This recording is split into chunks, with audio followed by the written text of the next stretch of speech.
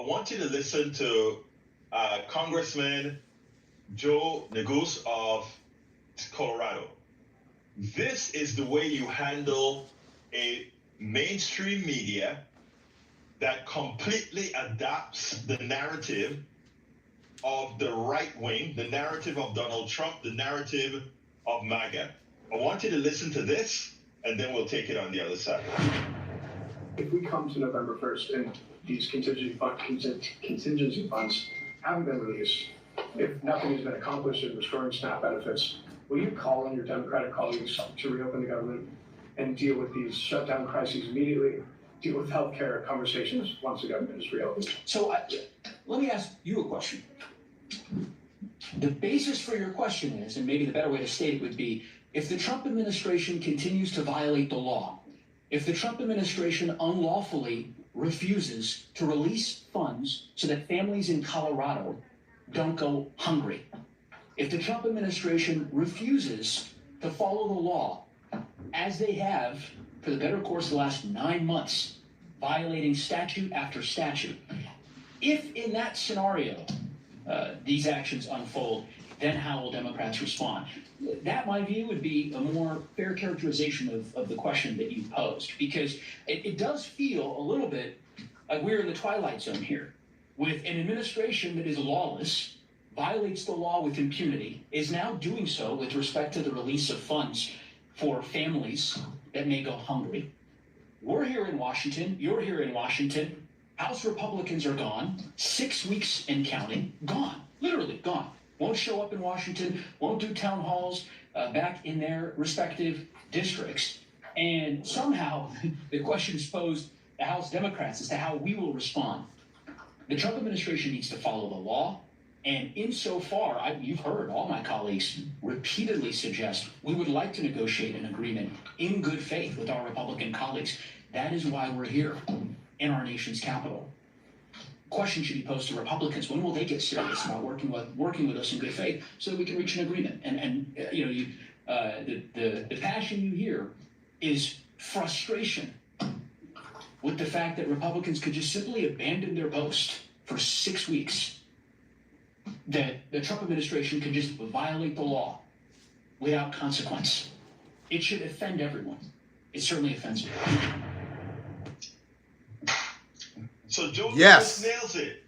He points out, why ask Democrats what they are going to do when it turns out that the people that are breaking the law, the people that are starving these people, the people that are putting cops on the streets, are putting the military in the streets, these are the people you should be asking them. He's putting January 6th on the streets. That's who got the mask on. January 6th, guys. What are Democrats going to do to open the government back? Ask, why are these people doing illegal things? Why are these people starving our kids? Why are these people getting rid of our rights? Why are these people doing, the president of the United States along with his cabal, why are they doing what they're doing? When you start asking those questions, media, then we can take you seriously. Then we can consider that it's worth answering your questions.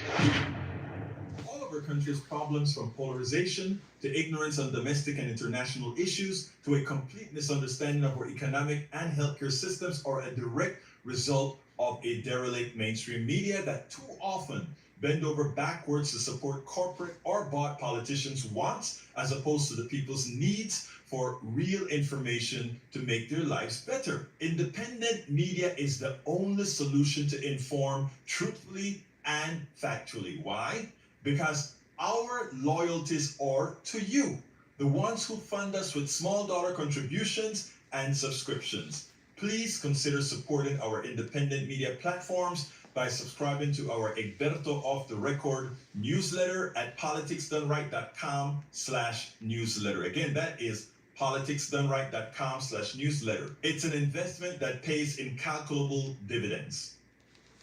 You know, there's millions of people without the health insurance they need. I get it. You feel like it's too pricey, a headache to deal with, and not worth it. You deserve something better and better. We're on a mission to get everyone high.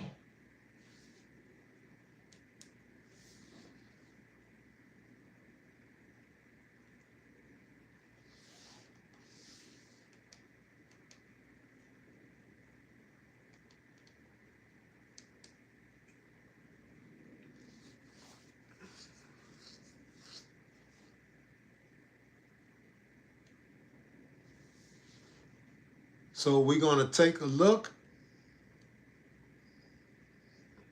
Because ABC News,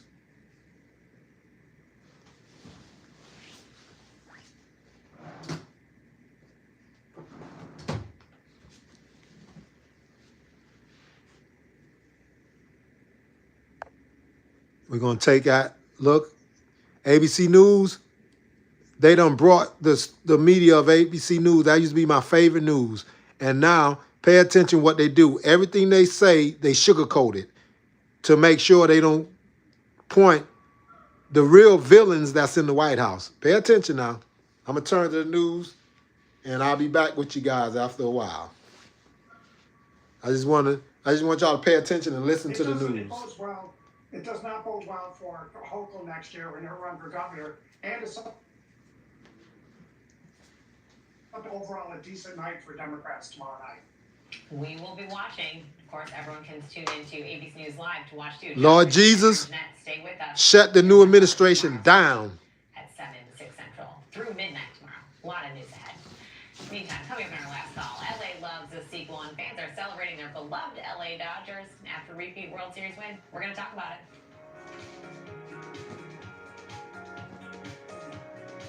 Oh, Cole's mom. Do you think my mom will like this cozy throw? Oh, she'll love it. For snuggling with her family, for hiding from her family. She can eat popcorn all alone in a closed room with locked doors. She's gonna love it. Great. I'm gonna grab a couple too. Morning, Pete. Coffee's on and your Uber's on its way.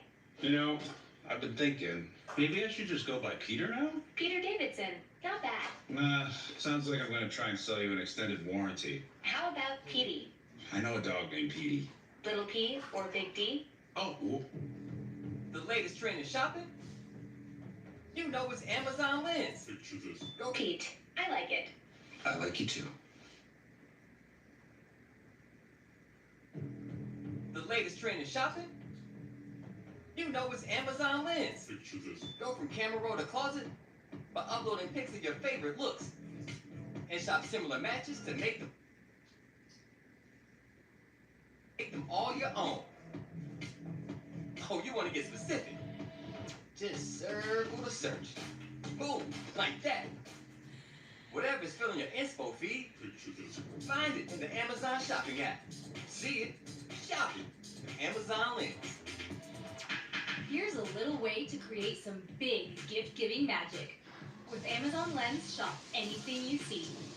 Ooh, Spider Bestie's dream decor out in the wild? Just capture it to search it. The perfect gift for your dog? Shop it before it walks off. Go ahead, get those shoes for your sister or yourself. Whatever brings you holiday joy. See it, shop it with Amazon Lens.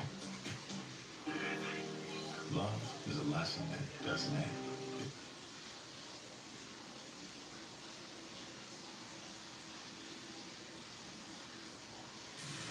Whatever brings you holiday joy. See it, shop it with Amazon Lens. Love is a lesson that doesn't end. It knows no conditions, so you better buckle in. Love keeps you on your toes. It never stops, only grows. Love isn't easy. It's a commitment, especially when they're being their most resistant. Love is finding the right seat so you can take a breath. But remember, love isn't lax. It always double checks. Check that your kids are in the right seat at NHTSA.gov/the right seat. With Amazon Lens, shop anything you see. Spider Bestie's dream decor out in the wild? Just capture it to search it. The perfect gift for your dog? Shop it before it walks off. Whatever brings you holiday joy. See it, shop it with Amazon Lens. Well, tonight's last call is a home run. The Los Angeles Dodgers clinching back-to-back World Series championships in epic fashion, besting the Toronto Blue Jays in a thrilling Game 7. The end of daylight saving time added an extra hour to the clock, but many fans lost that hour of sleep as the Dodgers forced the game into extra innings. Can confirm that was the case in our household. Let's bring back our panel. John, twas the classic ABC's wide world of sports. Talk about the thrill of victory and the agony of defeat for the Blue Jays there. What'd you think? My God, it was the bottom of the ninth, Game 7. Blue Jays had runners on second and third. The guy hits a line drive. It looks like it's going to bounce off the wall, hit the ground. Blue Jays are going to win the World Series. Out of nowhere, a Dodger comes, grabs the ball, runs into another player in his own team, kills him, and hangs onto the ball. Going extra innings, they win it. Dodgers win 11. It was one of the best World Series I've ever seen, and it's just heartbreaking that any team had to lose that one. Hard to top. Christina, what do you think? I want John to be able to narrate the next game. That was very exciting to rehear it. But I mean, baseball is usually pretty slow for me, but this was a really exciting game and a nail biter until the end. And so, yeah, I agree with John. Best World Series. Only if John gets to narrate the next one, will the next one. Yeah, I'm in. who knew you were the announcer as a backup career there, John? Aaron, multiple games in this series went into extra innings. Were you up late watching? That's the question here. No, I was sleeping and I got my extra hour of sleep. I'm a diehard Yankees fan, so I watch the World Series, but I will say this. I'm very happy for a great 7-game series. It was one of the best World Series in recent memory, at least in my lifetime. Yes, as a Yankees fan, whatever. You're a Yankees fan too, I hear, Jeanette. Is that right? Yes, I am. So I kind of tuned out up until Game 7, but what a game it was. I mean, listen, the stats, the first team in 25 years to win back-to-back World Series, and it was the most watched Game 7 since 2017, 26 million viewers. So if there's anything that can bring us together in this country, I guess it's baseball. The love of baseball, true American sport. I gotta say, you know, this is my husband's team. My 3-year-old is a little spoiled here. Most of his life, this team has been winning, so tough bar to live up to. But we will see if we can keep it going. That is our last call for this half hour. Jeanette, John, Christina, Aaron, thank you all so much. And thank you for streaming with us. I'm Elizabeth Schulze. You can follow ABC News Live wherever you stream live news. Coming up at 7 p.m. Eastern, be sure to catch ABC News Live Prime with Lindsay Davis for the day's biggest stories and the impact that they have on you. More news up next.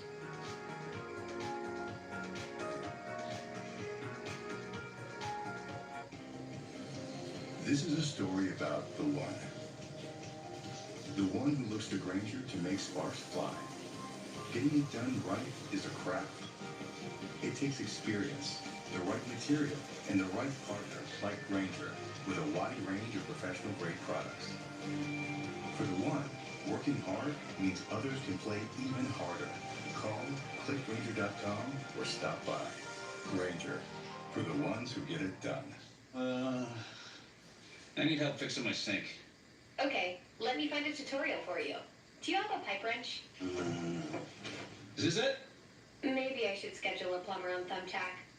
Good call. You the man.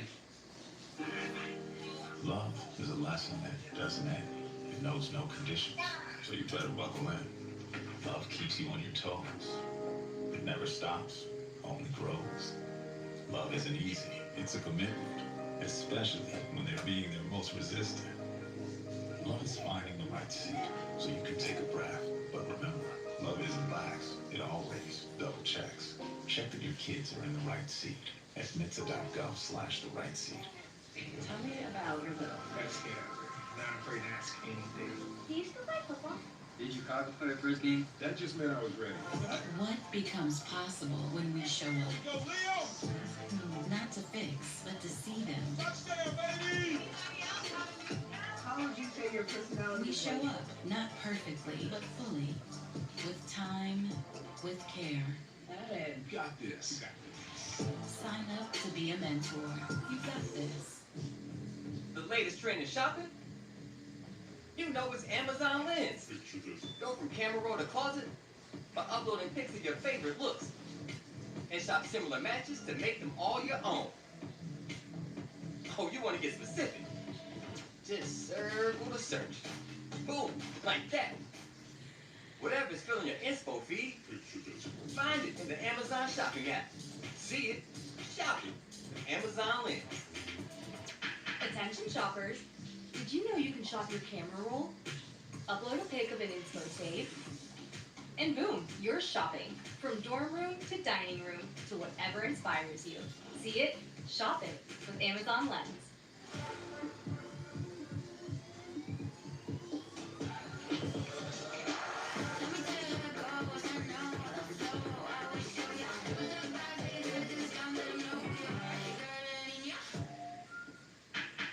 With Amazon Lens, shop anything you see. Spy your bestie's dream decor out in the wild? Just capture it to search it. The perfect gift for your dog? Shop it before it walks off. Whatever brings you holiday joy. See it, shop it with Amazon Lens. This is what you need to know now. First, the big story. There is breaking news. Have you seen this? Wild. Wow. Cool. Extraordinary. The stories you'll be talking about today. That is what you need to know. Streaming on Disney+. 2 new episodes weekdays, starting with the day's first news in the morning, then in the afternoon as the news of the day unfolds. ABC News Live. Because the news never stops. I'm Elizabeth Schulze in Washington right now on ABC News Live. The government shutdown on track to make history as tens of millions of Americans feel its impact. What the Trump administration is now saying about releasing funding for partial food assistance. Plus, voters heading to the ballot box in an off-year election. More on the races to watch and how they could shape the 2026 midterms. And 2 U.S. citizens arrested in Michigan for allegedly plotting an ISIS-inspired Halloween attack. What the Justice Department is saying about the thwarted plan and the men in custody. ABC News Live report starts right now.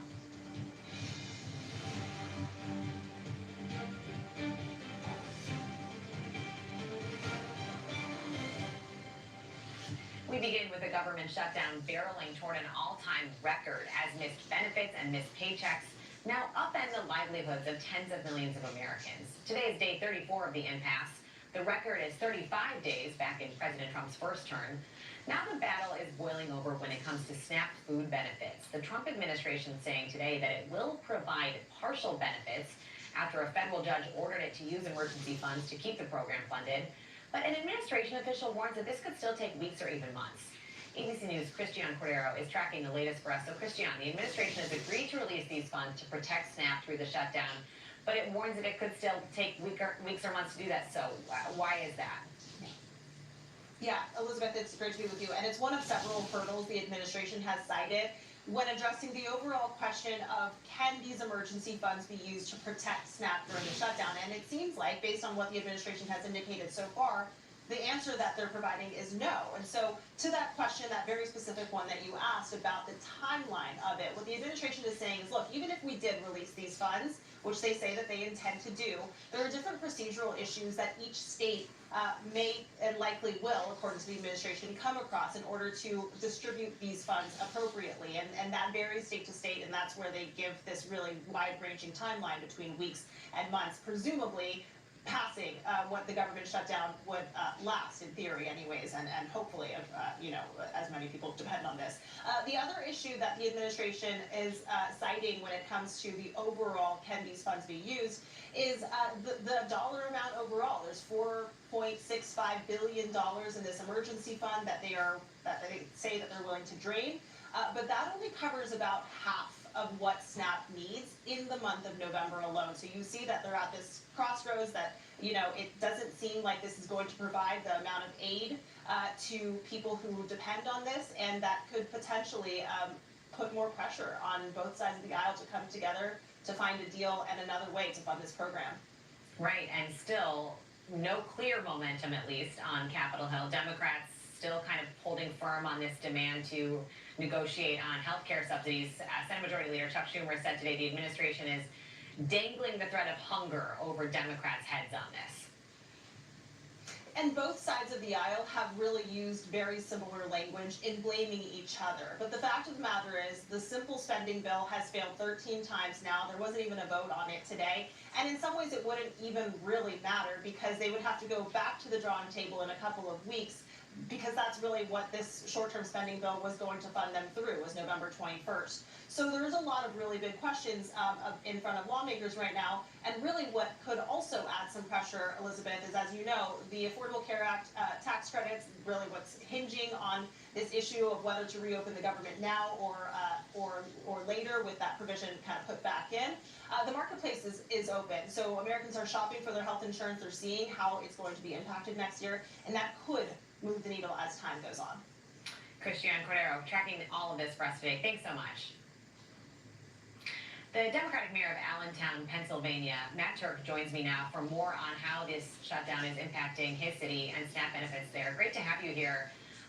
Talk a little bit about this letter you sent to the Department of Agriculture, Matt, warning against the disruption of SNAP. as the mayor of Allentown, how are you seeing this play out right now? Thanks. Really good to be with you, Elizabeth. So I sent a letter to the USDA Secretary, Brooke Rollins, urging her to tap into the contingency fund and release funds to continue SNAP benefits for Americans across the United States. Obviously, with the judge's ruling, there's been a communication to the administration to do just that, tap into the $5.5 billion contingency fund. It's impacting Allentonians, it's impacting people across cities in very significant ways. I talked to a shop owner who told me that a lot of her customers were already making adjustments, knowing that their benefits would be trickling out, and they were making adjustments to buy some of the essentials, restricting some of their purchases to make sure that there'd be something left over in the case of an emergency. And this is the reality in American cities, is that there's a significant or very significant impact of a SNAP disruption on the people that we mayors serve. And we're hoping that Washington will follow the lead of mayors. Look, we don't have the luxury of shutting down cities in environments like this. We have to continue to serve, show up in the case of an emergency, pave our streets, etc. We hope that Washington will follow mayor's lead and just get things done. Yeah, how do you plan to get that done, given that the White House is saying, it could take months before this funding, even the partial funding, goes out?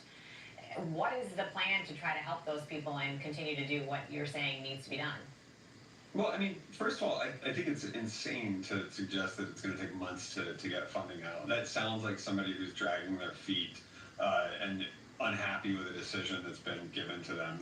The courts ruled that the administration should tap into this contingency fund. We understand that it won't fully fund SNAP for November, but get the money out the door, get it to states. Make sure that states are processing SNAP applications and continuing to serve their residents. I'm lucky that here in the state of Pennsylvania, Governor Shapiro activated $5 million of emergency funding to help food pantries and food banks here in the Commonwealth. That's what most people are going to be doing. We surveyed mayors, 100 mayors within the U.S. Conference of Mayors, cities of all sizes, to understand what the greatest impact would be on their cities. They said it's going to be on food pantries, it's going to be on food banks, it'll be on social services. So our job at this point as mayors is to continue to make sure that our residents are directed to the services that they need, and that there's support for the nonprofit organizations that are stepping up to meet the needs of our residents. When there is so much demand there. You are a mayor in a very purple state, one of maybe the ultimate swing state. Your city is also pretty purple. Do you feel like you have a message to Democrats here as a Democratic mayor? Do you wish they would just vote to get this done, to get some of this critical food assistance and other benefits out? No, I mean, my message is to Washington. Look, Allentown, as you said, it's a swingy city. We're a majority Latino city. We're the third largest city in the state of Pennsylvania. And we are a city with a mayor who's dedicated to getting things done for his residents. Senators, representatives, administration officials, take a page out of a mayor's handbook. We don't have the luxury to shut the government down in difficult times. We as mayors rely on these longstanding relationships with our federal partners, and we're asking the feds, we're asking folks in Washington to get it together, get back to work, bring the government back online, do what you need to do. And that's a message to Republicans and Donald Trump and his administration, as well as other folks in Congress. Mayor Twerk, really appreciate you being with us. This is really helpful to get your insight on the ground there, and hope you'll join us again sometime soon. Absolutely. Thank you so much for having me. Have a great night. Meantime, key elections are happening tomorrow, and several local and statewide elections that could shape the 2026 midterms, possibly indicate how Americans are feeling about President Trump's second term. On the East Coast, the New York City mayoral race is front and center. Plus, there are two high-stakes races for governor in Virginia and New Jersey. And on the West Coast, voters will decide on a ballot measure to redraw the state's congressional map, which is part of a nationwide redistricting battle that could sway the balance of power in Washington. ABC News political director Avery Harper has more. Elizabeth, the major races that we're watching on Tuesday could be a referendum on Trump and this current administration. It also could be a sign of things to come as we look ahead to midterms. In New York, we're seeing massive enthusiasm. Early voting concluded in New York City on Sunday. More than 735,000 New Yorkers participate. That's at a rate 4 times that of 4 years ago. Zohran Mamdani is polling double digits ahead of former Governor Andrew Cuomo and even further ahead of Republican candidate Curtis Sliwa. That race and the governor's races in New Jersey and Virginia are going to be looked at as bellwethers for 2026. It's a trial run for Republicans who need to turn out their supporters in competitive races next year without Trump atop the ticket. And for Democrats, it's going to be about whether or not they're able to harness anti-Trump sentiment in a way that results in victories. Beyond that, I think that if Democrats win any of these major races, it may inform some of their messaging. There's a part of the party that wants to lean into progressive ideals and another part of the party that wants to look toward more moderate candidates. We're also going to be watching California's Prop 50. That's going to be Democrats' biggest chance to combat some of what we've seen in Republican-led states, where Republican lawmakers have redrawn maps to design pickup opportunities for Republicans. California is trying to do the same, but to draw as many as 5 pickup opportunities for Democrats come next year. It is important to remember, if we zoom out beyond California, that there are many more opportunities for Republicans to feasibly redraw their congressional maps than there are for Democratic-led states to do so ahead of the midterms. Elizabeth? Avery, thanks so much. For more on this, let's bring in Democratic strategist Julie Rinsky, along with former GOP national spokesperson Elizabeth Pipko. Elizabeth, you heard what Avery was talking about there. Are these elections tomorrow a referendum on President Trump and his policies so far? Well, look, I think it depends on what you're looking for, right, and what numbers were actually analyzed. I mean, if we're looking at New York City, for example, I think it has something to do with Donald Trump. I think that's really a referendum on the Democrat Party and what they have become and what they want to be. At the same time, you can look at what's happening in Virginia and New Jersey and analyze those numbers. We know, I believe Donald Trump lost each state by around 6 points in the last election, so we'll see how that number changes. I would expect Democrats would want to do better than that, so I think they should worry, even if they win, if they lose at a smaller margin. See how nice they gotta be on TV? The vote on Prop 50 is solely a gotta be nice on TV. Can't say nothing to piss the administration off. Take on President Trump. Scary It depends ass. on exactly what we're looking at, but again, a lot's going to change. Need fresh blood Democrats in there. Need fresh blood. Them old people need to get out. Party on it.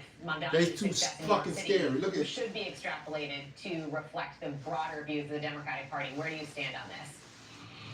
Look, it's interesting because Mamdani on the east side of the Hudson River is running basically on the same issues as the much more moderately perceived Mikey Sherrill on the west side of the Hudson River in New Jersey. They're both running on issues of affordability. It's just that the presentation is very different.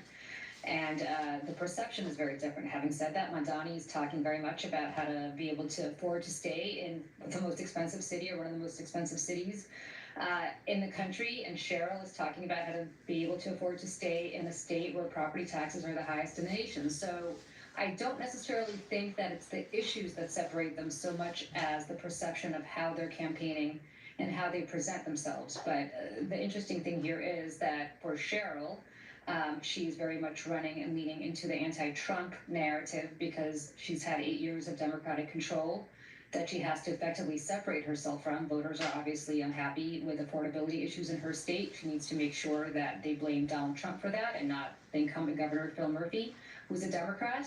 And Mamdani is very much leaning into those same issues and saying that he's going to be a change maker from the last 8 years and more of Democratic control, first with Eric Adams and then even with Bill de Blasio, the former mayor who endorsed Mamdani. So from that perspective, it is much less about issues than I think it is about how these candidates present themselves.